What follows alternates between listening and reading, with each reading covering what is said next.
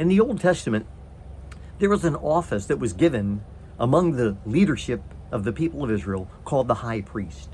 This was the one priest who once a year could take the sacrifice into the Holy of Holies. Well, I want you to know today, we have a high priest. But the high priest we serve is not just a high priest. He is the great high priest.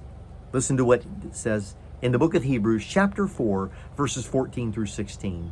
Since then, we have a great high priest who has passed through the heavens, Jesus, the Son of God. Let us hold fast our profession.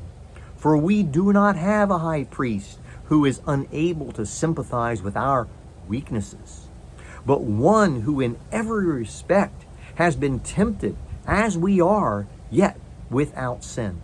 So since we have this great high priest, what should we do about it? Verse 16.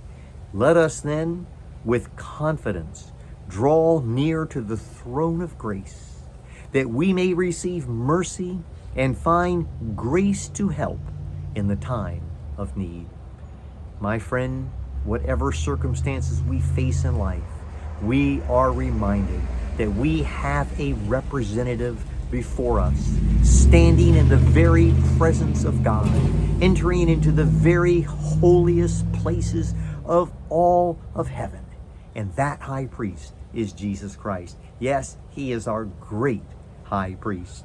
Hebrews chapter 10, verse 21 says this, since we have a great high priest over the house of God, let us draw near with a true heart in full assurance of faith, with our hearts sprinkled clean from an evil conscience and our bodies washed with pure water. Because we have a great high priest, we can be assured of this. Our sins have been forgiven.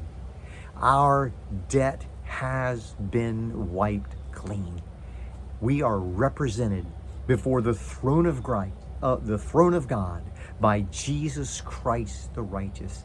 It's interesting because Jesus is not only the high priest, he was the sacrifice that was made for our sins.